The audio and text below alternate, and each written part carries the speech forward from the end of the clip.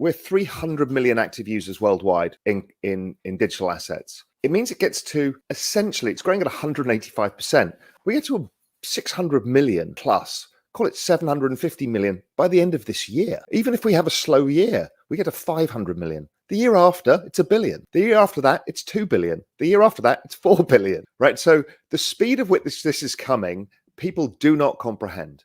Raoul Pal is the CEO and co-founder of Real Vision, a video channel where some of the world's smartest and most accomplished traders and investors share their ideas. Manager with many accomplishments to his name, including his work as the co-head of hedge fund sales and equity derivatives at Goldman Sachs. Pal is also one of the most prominent supporters of Ethereum and the rest of the crypto space. In a recent interview, the macro guru speaks passionately about the crypto market and how fast it is developing. He predicts that at the current pace, there will be around 4 billion active crypto users in the world by 2025.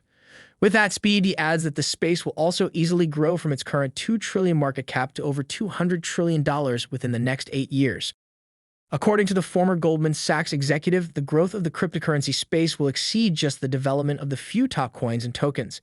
He explains that there are certainly enough sectors that need the revolution that decentralized systems bring.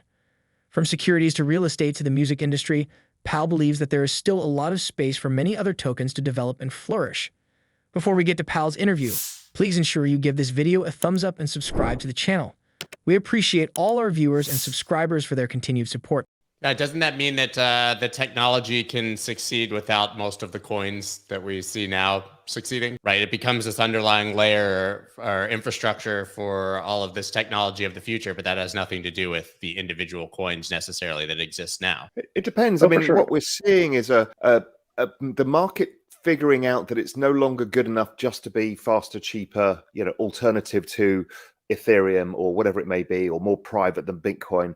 What people are starting to see, and I've been definitely having conversations with people at the protocol layer talking about, okay, what can we be known for on this chain? So people are going to split down to use cases, I think. So if you're really fast and you're not super decentralized and you're very cheap, then you're very useful for the securities industry because they have massive volume and they don't care about decentralization at the level of which private money does. So there's whole different people. I think, music industry splits one way, different application tiers will use for different things, real estate, they all have different functions. So there's still a lot of space for this broad number of tokens. Obviously, a bunch of this stuff is never going to gain network adoption. That's fine. It's just the same as a VC portfolio where you understand that a bunch of these firms just won't get traction, and that's okay.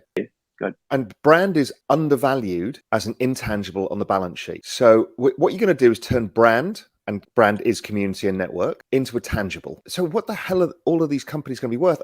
I saw some report there's like $43 trillion in the S&P 500 in intangibles. And all of this comes tangible. I mean, it's a complete revolution. And what I think the key concept that get out of it is if you're a 12-year-old today, you are unlikely to need to work for a company. Or go to college. Or go to college, because you can actually participate in these cultural communities of which you are both a network participant and a network kind of motivator and activator, and you get token, and therefore you create universal basic equity. You're taking an equity stake in the cultural communities that you're part of, be that Disney, be it the favorite music artist, be it gaming. That is an incredible difference. So you're doing community work for income or assets. And that solves a lot of the problems that technology is creating, where technology, AI, robotic, eating the world. Well, we create something different. And I kind of like it.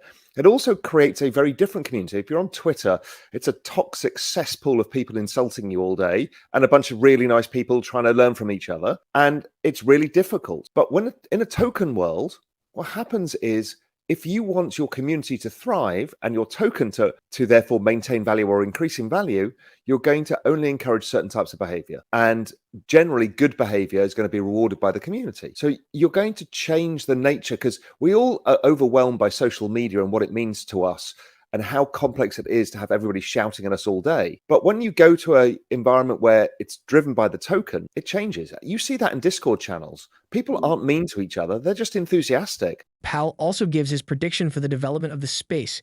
He explains that the number of crypto users is growing at almost 200% per year. If it continues at this rate, we would have between 600 and 750 million active users by the end of the year. At the same rate, we could be looking at 4 billion people buying, selling, staking, and trading cryptocurrencies actively before 2030. So there's a huge change coming here that's going to solve a lot of problems. You see me with that adoption curve chart all the time, just trying to get people. People don't really yet understand what that means, right? We're 300 million active users worldwide in digital assets. It means it gets to, essentially, it's growing at 185%. We get to 600 million plus, call it 750 million by the end of this year. Even if we have a slow year, we get to 500 million. The year after, it's 1 billion. The year after that, it's 2 billion. The year after that, it's 4 billion, right? So the speed of which this is coming, people do not comprehend. And the movement, I think, from the $2 trillion asset class today to the $200 trillion asset class that Jeff's talking about is by the end of the decade. It's the fastest growth of any asset class in all history, the fastest adoption of technology in all history, and it's going to be the fastest generation of wealth in all history. That's what's going on. And we all get lost in the day-to-day of the ups and downs of the market and, shouting at each other over Cardano versus, fucking whatever.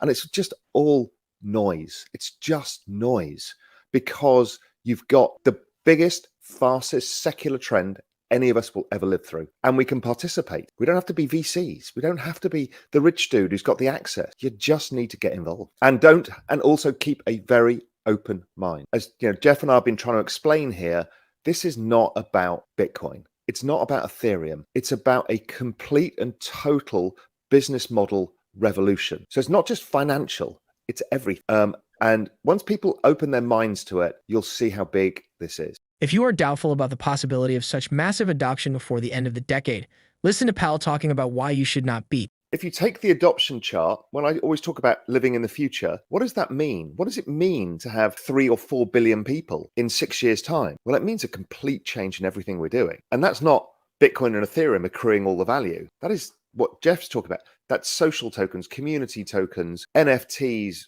and that's putting of all of the other assets on chain as well. So it's a lot.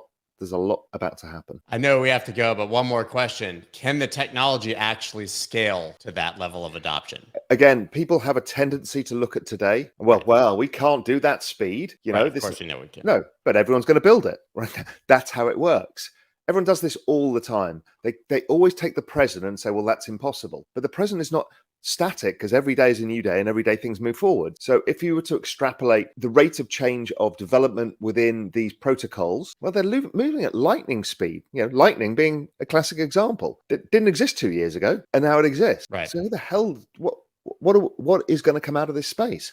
Well, soon you'll be able to have massive video file on blockchain, these huge dense files, all data, all scientific research, all of this onto blockchain, because the technology will allow it to happen. In May 2010, 10,000 Bitcoin was worth nothing more than 2 large pizzas from Papa John's.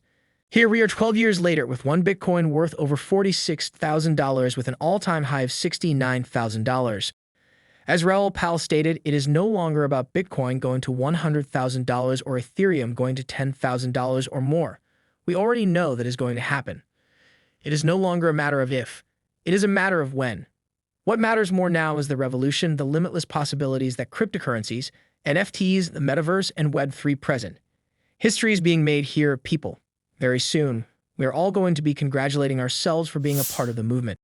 Thanks for watching the video. Remember to smash the like button and drop your comments below.